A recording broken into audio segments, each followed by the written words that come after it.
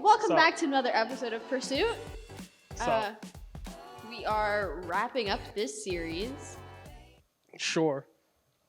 I like how we mentioned that, or like you mention it. And you have no recollection of anything ever. No, Really? there's not like we really talk about the fact that we're doing like a series. The first episode of the series we do, and then the last episode of the series we do, but nothing in the middle. Anyway, we have a box of cookies. We're gonna taste test Chip City cookies.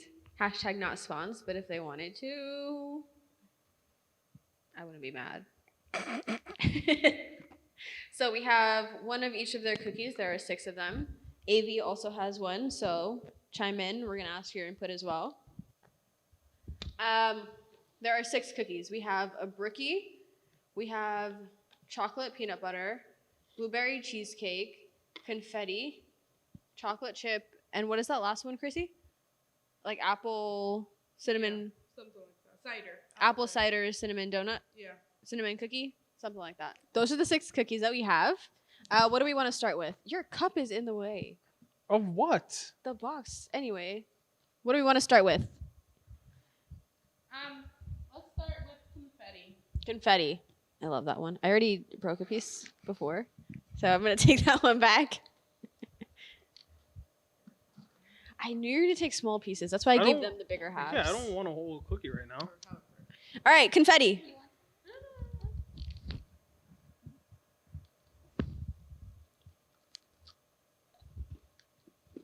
ASMR. It actually does sound like it. Does it? I love these confetti cookies. I think it's pretty spot on. I give it an 11. Just I'm like not saying out of what, but I give it an 11. just like a very standard like birthday cake confetti type of cookie. What do you think? I like it. What do you say? A 9? Yeah. Out of 10? Hmm? Solid. I give it like a 9.5. It's Since exactly we're what I doing out of expected 10 it to be. now, I'll give it. You didn't have to. Well, everyone. 6 out of 10? Yeah. What about it? What brought it down? I don't really like confetti. Ah, that's true. You're not a big I was gonna confetti give it girl. like a solid 8. Nice. All right, let's do. You want to do chocolate chip next? Go Standard. for it. Yep. Feel like- Basic. Smells amazing. Ooh, it's like the bitter. Excuse me. Bittersweet chips.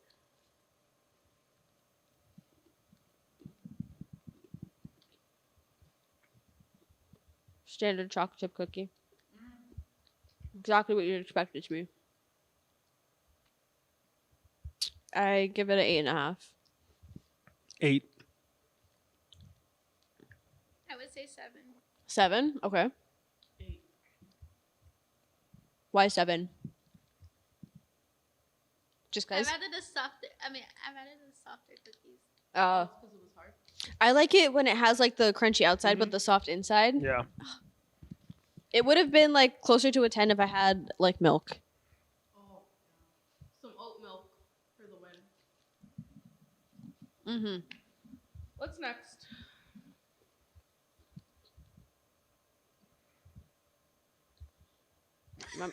My mouth is full. We can wait. Wait, don't eat another one. We're about to It's eat the another. same one. Yeah, but we're about to eat another. Look at her. She can't stop eating the sugar. Oh, but it's only a 7. All right. Brookie or chocolate peanut butter? Whichever. A brookie. Brookie? That one.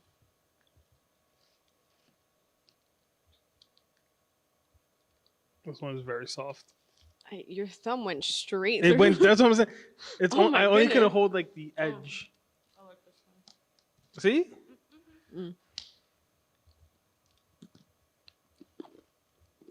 Oh, this one's crunchier. Mm-hmm.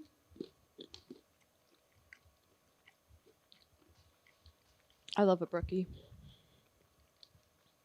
I think I have more brownie than cookie in my bite, but I'm not mad at it. I would say I like the other two better than this. I would say this one's like a 7. I'll say 7.5 just because of the crunch. Mm-hmm. That was The really crunch good. is better. 7.5. A 9? Yeah, I really like it. I like brownies. Yeah. Farah? I say 9. I bet you won't take another bite though. I would. I'm gonna keep all my pieces in this corner so they're not like. I eat very slow. She likes to make fun of me because I take very small bites. But that's just who I am as a person. Pastor would like a cookie?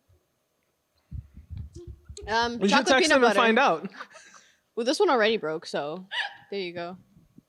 Oh, but there's no crunchy bits Which on that. one? The peanut Take butter an one? end. Yeah.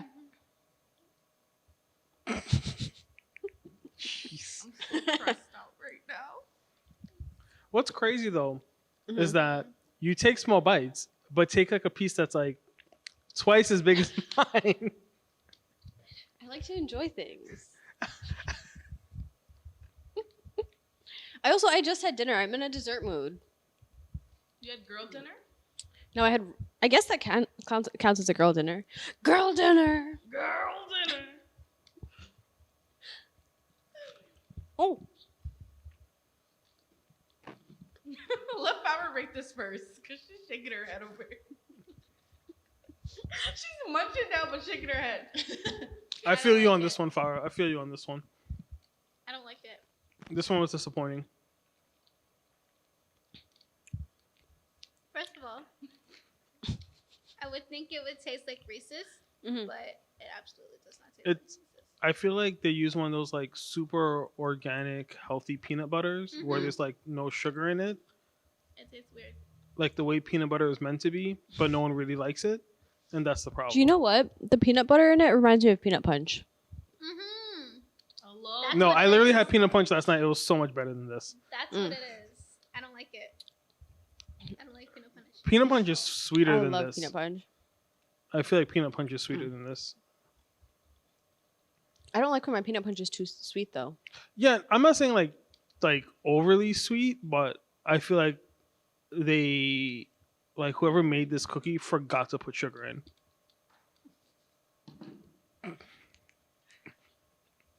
That's gonna 100% be the thumbnail. That's 100% the thumbnail. You like this one. When that I happens. just have to block the two of them out because I don't know what they were doing. That's where the title will be. You said you liked the one. Now it's now No, it's not it. this. All You know right. your microphone's still on when two you argue, right? It's authentic. It's real. It's who they are as people. I'm really stressed out. All right. Do you want to do your blueberry cheesecake first or the apple cider?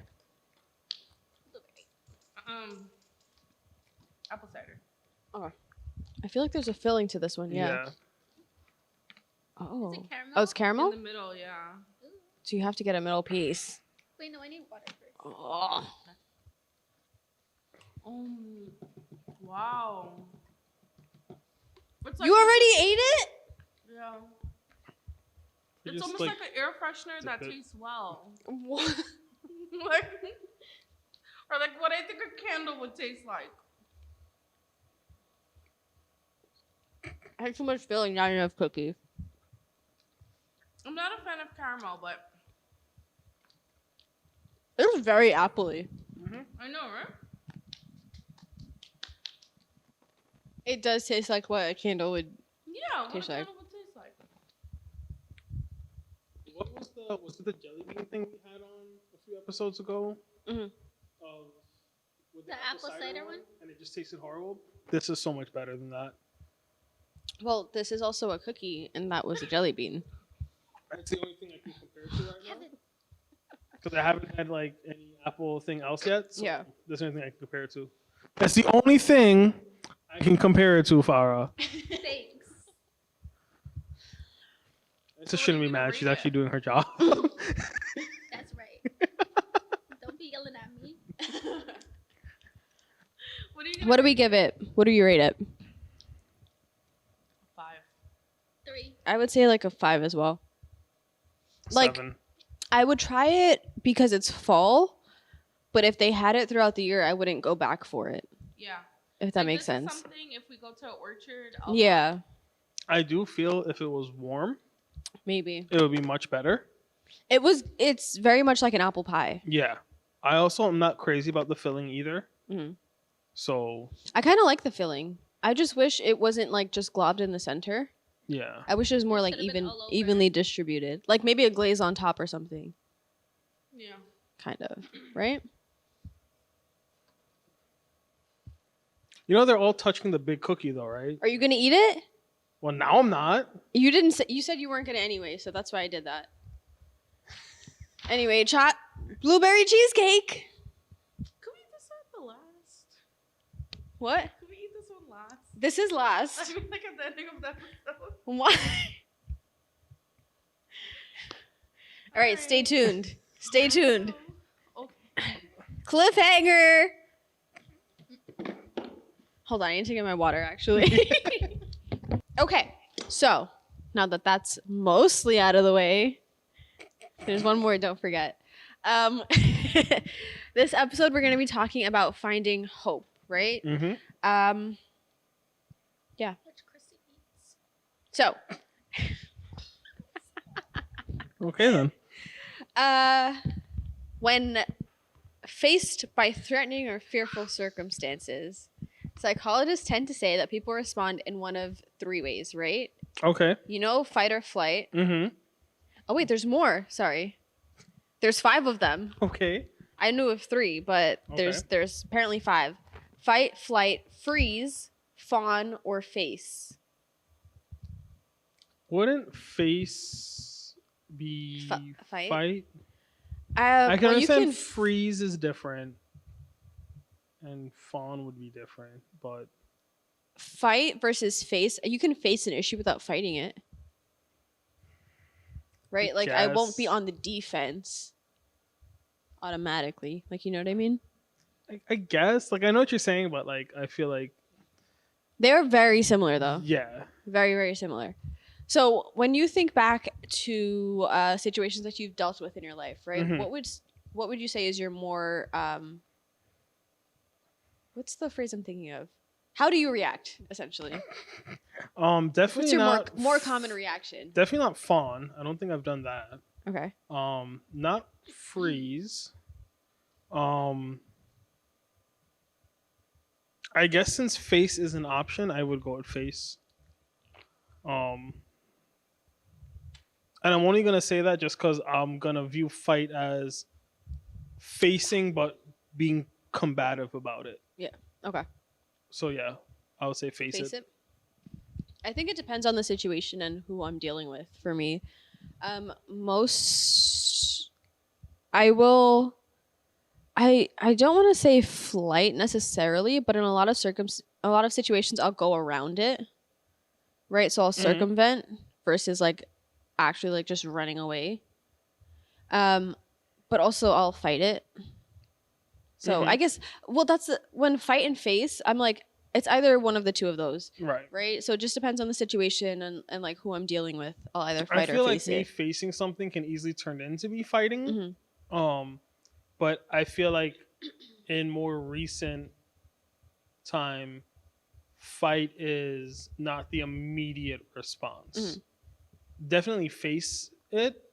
As far as flight, Mhm. it for me the only time I would really say it's flight is if it's just something that I've dealt with so many times already, and it's like, all right, enough of this. I'm done dealing with it. Let's just move on with our lives. And that's the only thing I would really say right now would be flight. Okay. So, oh my god, I just can't think tonight. It's all the sugar. It might be. No, I think it was the fact Well, that I didn't a want to giant. say all that. That but was yeah. disgusting. Oh, gross. Find out what happened on our Patreon. I have to remember to put in that doesn't exist. What was I gonna say? Pick up your mic before Fire yells at you. Stop making jokes. I can't think. I have to fill the time with something. You can cut it. It's not as fun. Mad work. Oh, Yes. most of the times, like when it's like a high pressure like situation, my instant reaction is to fight and be like aggressive or like on defense. Okay. But I've been trying to work myself out of that because that's not very productive. Very true. So this episode we're gonna be talking a lot about like suffering or just being in like a moral dilemma kind of situation, right? Mhm. So what are our natural tendencies when we're confronted by suffering? Anyone, right? This all the questions are open to all. If you choose to respond. Repeat the question. What are our natural tendencies when it comes to when we are confronted by suffering? I mean, I think there's the obvious. For some people, it's going to be prayer, right? I think also people may. I mean, just on like a basic level, just as far as just like crying, things like that. But I also think there's kind of like almost wallowing in it a little bit. Okay. You know, Like just allowing it sitting to in it. kind of just kind of consume you. I think especially if we're using such a strong word as suffering, not just like a bad situation. If you're Yeah. suffering, I think my mind goes to like becoming depressed about it, things like that. You Mhm. know, the more stronger negative emotions, I would say. Yeah. I think a lot of times I agree. A lot of times when I'm faced with like when I am suffering, I kind of just you sit in it for a little bit. But I think it's also important to not just sit in it, right? You have to do something about it. And a lot of times that's going to be prayer. That's going to be seeking counseling of some sort, right? Talking to people that can help you, certain things like that. So in the Bible calls us to meet our suffering with joy, right? Okay. That sounds like a very kind of like a little ridiculous to think of, right? Like when I'm suffering, where am I supposed to find the joy? Mm-hmm. But it also kind of tells us different places where we can find joy, right? Okay. Where are some places that we can find joy? While I pull up scripture. I mean, right off the bat, I would say, we can find joy just in the Lord Himself, right, Mhm. and the Holy Spirit. Which, I mean, I feel like saying those two things is kind of like the difference between faith and fight. Like it's the same thing, but I guess technically it's not, but it is. So there's that. I think those are our main sources, but I mean, I also think to some degree, when you're going through that, I don't know, season or time of suffering, you can also find joy in maybe like little things or like hobby. Like I feel like there are things that we tend to do that bring us joy, and sometimes we can kind of sometimes focus on that during our suffering to some degree. You know, it might be just hanging out with family or friends or you know, little things like Mhm. that, in that sense that you can find joy. But I think for the most part, ultimately we should be looking at the Lord as our source of joy. Yeah. So sorry. In Psalms 28, right? Psalms 28, verse 7, it says, "The Lord is my strength and shield. I will trust him with all my heart. He helps me, and my heart is filled with joy. I burst out in songs of thanksgiving." It also goes on to say that the Lord gives his people strength. He is a safe fortress for his anointed king. Right? In this scripture, I guess it goes on to talk about Israel, right? But in this like little snippet, right? That one verse 7, "The Lord is my strength and shield," right? That's in a lot of songs, Mm-hmm. Yeah. right? I feel like that's one of the more common things that people try to remember, like when you are in those moments of suffering, is that you can rest in the Lord. And we've talked about this a lot before, of just like being still and resting in who God is and who he is for you. So it's, although it does sound ridiculous to say that you'll find joy in your suffering, when you kind of take it to God, he gives you the strength to find that joy. And he shields you from certain suffering aspects of your life that you may be going through so that you can find the joy or maintain the joy. Yeah, I think especially with that scripture, um I think that yes, you look to him for your strength as a strength and shield, but I think the next line of "I trust him with all my heart" is also super important because it's easy to claim, well, I'm going through this hard time and Jesus is my shield, the Lord is my shield and my strength. But if you're not trusting in him to be that, right? It's one thing for God to be that, it's another thing for you to experience that. And I think our experience of that is often dependent on our ability to actually trust him to do that. So when the psalmist here says, I trust him with all my heart, I think that's just as crucial to knowing that God can do that. It's trusting in him to do it. Yeah. Because there's also like, you can know a whole bunch of things, but unless you trust that they're true or trust that they will happen, it doesn't really make sense to just know it. Right. Right. And, you have to work like, and I think that comes with, which is kind of the messed up part about this, which is for us to be able to really trust him in as that, you have to go through these suffering, these situations, right? Where you need to rely on him on that, right?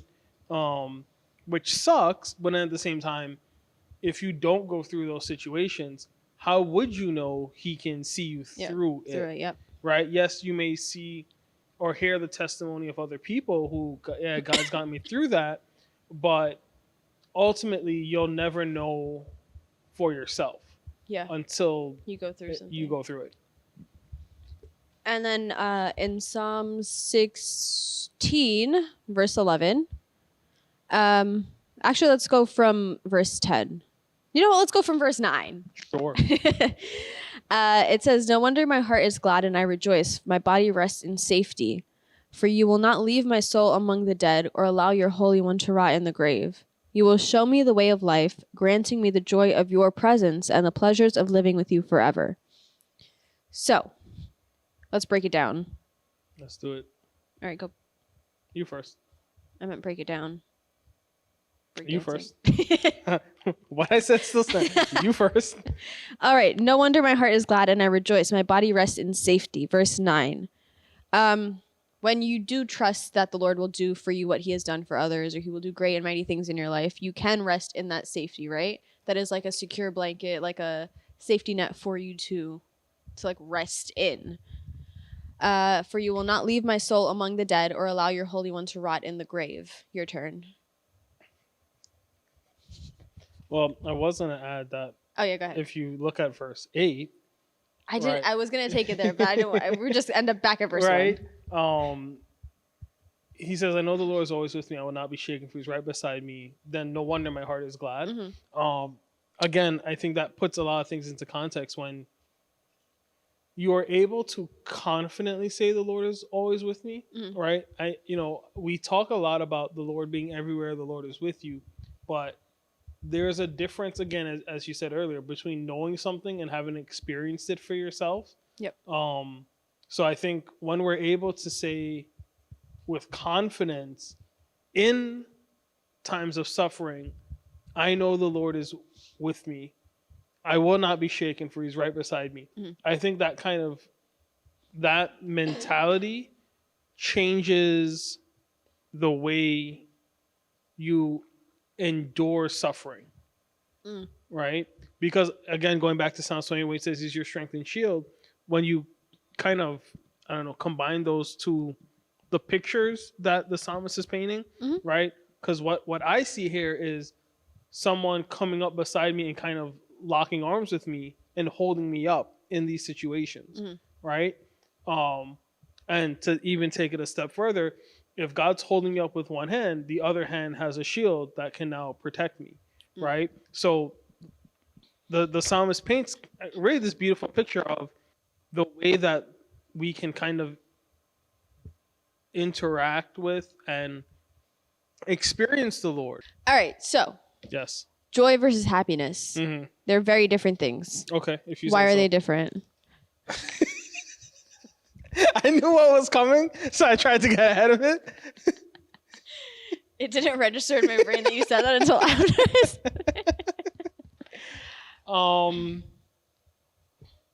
Let me guess what you have written down. That joy, Mm-hmm. or no, happiness is a temporary feeling, whereas joy, I don't know what the right word for it is that you have, but I feel like it's like a state of being, or like, yeah. What happened, Farah? Oh, I thought you were telling me to pick up my microphone. How spot on was I? Verbatim state of being. Yeah. It's like that sometimes when you come to church and But yeah, so happiness is more of like a fleeting, like a momentous, like a momental emotion, versus joy is something that comes like from within. It's more constant. It's more stable, right? Mhm. You can have moments of happiness, but you have periods of joy, if that makes Okay. sense. So when we're told to find joy in these moments of suffering, joy can look very different in different I was going to say situations or circumstances, and I said both of them. But joy can look very different. It doesn't always have to be like a giant smile on your face, you're bouncing off the walls, whatever. There are different like ways to express joy. okay. So even in these moments of suffering where I could be like in a court, backed against the wall, I feel like the world's coming against me, I can still find joy in who God is, right? I can still find joyous things in my life. Excuse me. I concur. Right? So, joy versus happiness. How can we find our joy and hope by taking to heart the counsel held? Oh, did we talk about Proverbs? No, we did not. We didn't talk. Excuse me, we didn't talk about Proverbs. That was the next one. Proverbs chapter 3, verses 5 and 6. I don't Trust even know in the why I'm Lord. looking this up. Yeah, it's trust It in took me the a while Lord. to recognize it. But, go ahead. Trust in the Lord with all your heart. Do not depend on your own understanding. Really? All right, keep going. Why? Do you want me to sing the song that it's in? I just know it in King James. So. Of course it's King James. I'll pull it up. I'll switch it. No, I'm already. Trust in the looking Lord it with up. all thine heart, and lean not unto thine own understanding. In all thy ways acknowledge him, and he shall direct thy paths.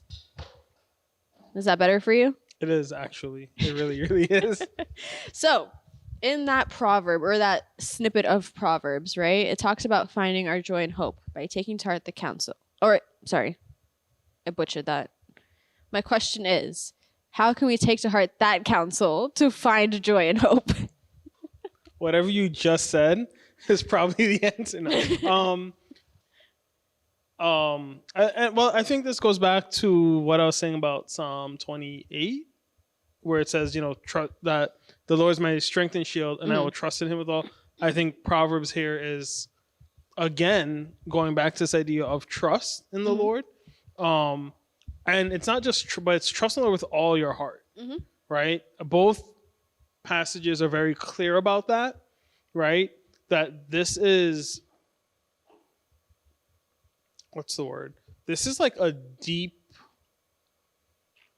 like, foundation of your relationship trust. Yeah. This isn't just, oh, I met someone and, I can share a little with them.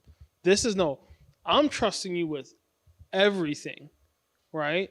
And I think that goes to the type of relationship that, if I remember correctly, it's Solomon that wrote Proverbs, and then whichever psalmist wrote those particular psalms we read, right? We're looking at this idea that, hey, to have this hope and this joy that we're talking about in these situations or these seasons of suffering, we find joy because we trust in the Lord, who is bigger than the suffering that we're going through, right? I think for a lot of us, you can have trust in your parents, your family, your friends, significant other, whatever the case is, right? To maybe help you get out of a situation.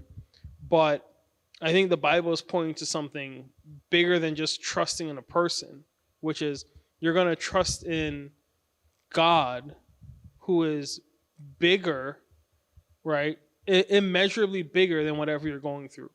So if you're trusting him with all your heart, though you're going through a terrible situation, though you may be suffering because of X, Y, and Z, how can you not be joyous, right? When if your trust is in him, if your whole heart is trusting in him, when you said before, joy was a state of being come from the inside.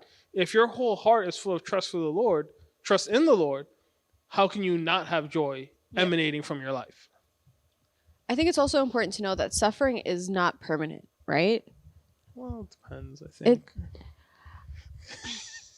I mean, it doesn't have to always be permanent, right? If I choose to suffer and like just sit in my situation and let it allow me to just suffer all the time versus like having that joy about it, right? I feel like now you're making me well, okay, so what you're saying, I also think that how do I say this? Suffering, to me, suffering is different from the emotional response we have to it, right? Okay. So you can be suffering, right? And then because of the situation, I don't want to say you choose, but it results in you being sad or depressed or anxious or worried, right? I don't think suffering in and of itself is like emotion, if that makes sense. yeah, okay, yeah. Right? That makes sense. So I think then when we talk about going back to, just the idea for tonight's episode, right, of finding joy, right? You can find joy because, again, even though joy, we're saying it's different from happiness, it is a state of being, right? So I can go through a dark stretch of period of time. It's contagious. I was fighting for that word there too. I was fighting for it. You can go through a dark time, right, and still be joyous because your joy is not dependent on your emotional response to a situation, right? Because I do think that ultimately, and it might sound like a contradiction, I think that when you trust in the Lord with all your heart, you can be sad about a situation and still find joy in the Lord, right? I think that you can go through extremely dark seasons of life and ultimately still find joy in the Lord, though you may experience negative emotions. Yeah. Yeah. Yeah, that's what I mean. So like you can have a period where you are suffering, right? But that's why we're saying that it's important to find the joy and find the hope in the Lord and who he is to get you through it. Right. And then once you find that joy, like we said before, it's not a momentary emotion. It's more of a constant ebbs and flows with your life. So once you find that joy, it's easier to maintain it through moments or periods of suffering that you may have going forward in life. And I think with to piggyback off what you're saying there, I think it's important for us to, as we deepen our relationship with the Lord, right? And I guess I want to say strive to be able to say, I trust in the Lord with all my heart, right? As we do that, it's important to understand that if I'm going to say I put my trust in the Lord, who is an eternal being, right? I have to be able to live my life in such a way in which I do not allow temporary things distract me from the eternal God that I serve. Yep. And I think that's a huge part of the Christian faith that we often overlook, because it is very much human to feel these temporary emotions, good or bad, right?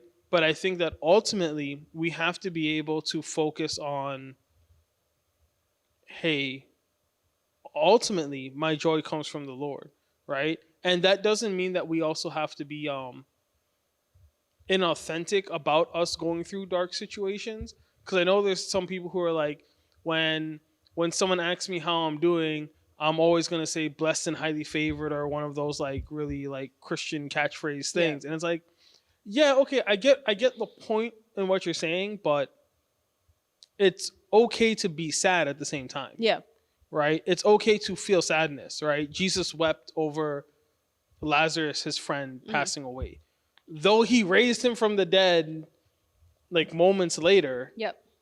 Jesus still wept over the fact that his friend passed away, right? So it's not that we shouldn't feel, and we're not saying to deny these feelings, but ultimately we have to be able to trust in the Lord, right? As Proverbs 3, 5, and 6 say, trust in the Lord and don't lean on yourself, right? Don't depend on your own understanding of situations, because your own understanding will lead you astray, right? Especially when you're clouded by depression, anxiety, worry, sadness, grief, right? These are things that pull away, that can easily pull us away from the Lord, not because they're sinful, but because they pull us away from being able to trust in the Lord with all of our heart if we allow those things to fill our heart. Yeah. Yeah. So Hebrew 11 talks about having faith and how faith is hoping in things that have not yet come to pass. Faith is a substance of things hoped for, the evidence of things not seen. Right? It also goes on to explain how different figures within the Bible had faith in certain things that they had not yet seen, or they had faith that it would come to pass even though they hadn't experienced it themselves. Yeah. How can we...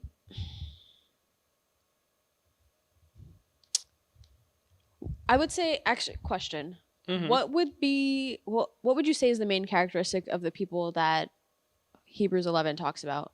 The people that... The main characteristic, I think, is they're all mentioned because of the level of faith they had in God.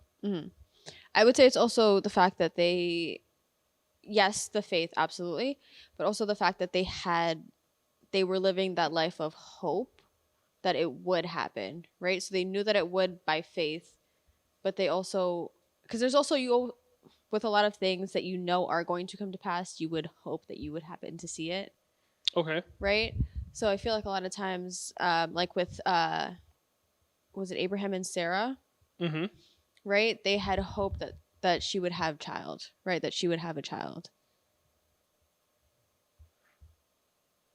Are you reading or are you? Yeah, I'm just trying to find the... 11. Through faith also Sarah herself received strength to conceive seed and was delivered of a child when she was past age, because she judged him faithful who had promised. Him being God, right? God is faithful. God is good. Right? Well, even to that, you can take it a step further, especially when it comes to Abraham and Sarah, because one of the promises made to Abraham was that he'd be a father of many nations, right? Which is something that essentially Abraham never actually saw come to pass. Yep. Right? If I remember correctly, I don't think Abraham even met his grandchild, if I remember correctly. Right? Don't quote me on that, but quote him. I don't remember if he did. But and yeah, verse 13, and these people died still believing what God had promised them. They did not receive what was promised, but they saw it all from a distance and welcomed it. And I think that that's something super important where, again, being able to have such a tremendous amount of trust in God, right?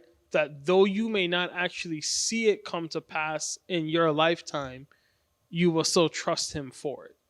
And I think that is why these people are mentioned in Hebrews 11, right? Because there are a few other ones who, I think Moses is also mentioned, who, again, never got to experience the promised land, right? Yet he led the people to, there's a lot of people who are mentioned like that in the Bible who they start the works. Yeah. even though they don't end up seeing it get finished, they start like movements. Yeah, I believe also there's David, who I don't know if I can't remember if he's mentioned in this chapter or not, but I know David is prepares everything to build the temple, but it's Solomon who would actually build it, right? So yeah, there's a lot of people like that mentioned in the Bible where they just trusted God, despite the fact that they didn't know if they'd see it actually come to pass or not. I forgot how long that chapter is. But yeah, so I love when things work out a little bit. Because I was going to go towards verse 13, right? Okay. They all died in faith, which you kind of broke it down already, so I'm not going You're to welcome. go back into it again. Thank you so much for doing what you do. You're welcome. So, final question, wrap up. Hello? Sure. Hi. That was not the question. That was not it. So, what quality the does episode hope right there. inspire us to have? What quality does hope inspire us to have? Yeah. Within ourselves, amongst other people. Trait is another word for it. Characteristic. I want to say faithful. Okay. I feel like faith would be the better grammatically. Would faith be the trait, or would being faithful be the trait? Being faithful would be, but you just said faithful. Because I feel like faith on its own is not. Having faith? I feel like either way, faith on its own. You need to be it, have it, do it. So something revolving around faith, Nice. right, is, I believe, the answer you're looking for. Bingo. We should I have feel the like Family that's- Feud thing in the background. Like, what is it on the board? X. And then AV on the side. Good answer. Good answer. Even though it's horrible.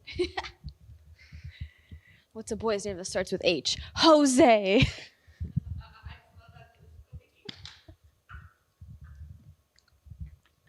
Anyway, what's a girl's name that starts with H? I don't know. Hope. Thank you. Thank you. And what should we all live a life of? Hope, faith, joy. Bingo. I'm gonna name my 3 daughters that. Hope, faith, and joy. We'll see if it happens. But Let's show them this episode. You have to trust in the Lord to see it. to see his works, right? You may be suffering right now, which is not a pleasant feeling, but find the joy. Dig deep in yourself, in the word, in God, and you'll find a spring of knowledge. Okay. I don't know where I'm going. I'm You know? Dig deep, you'll strike oil eventually. Or someone's water I pipe. don't know if you'd So, always. That's why I said a spring of knowledge. Anyway. Oh, blueberry cheesecake! You thought we forgot? Because I did. This was the one you wanted to try. So just don't eat it right now. But we're taste testing it on camera. She could do this thing. So just where have on the a keyboard, little small bite. She doesn't put her on screen, so we don't see her. Well, she's gonna try it for the video, and then we'll be fine.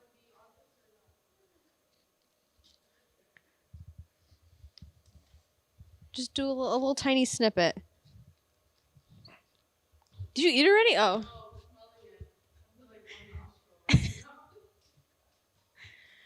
Oh, we're eating it. We're eating it. You're not on camera, are you? Mm-hmm. Oh. Oh. It is like a stone. I love it. I don't taste any cheesecake though. I do. I made sure I had like a little nugget of it in there. I think I got more blueberries. Is that what it is? There's like little nuggets of it. It does taste like a vanilla scone though. It's very scony. I could eat that with my tea. I give this a 9 out of 10. I like it. I'm normally not a big blueberry person. I give it a 6. I give it like a solid 7.5, maybe an 8 if it was like warm with tea. Oh, I was about to say, it needs some tea. Yeah. I think it's a 9. 9? Oh my Except for I the think if cheesecake you had part. had a cheesecake bite in it, Probably. would have been better. I'm also not a fan of blueberry, Yeah. so try to avoid it as best as possible. I made sure I got a piece with it because that's the point of I know. the cookie. Do you guys like the blueberry donuts from Dunkin'?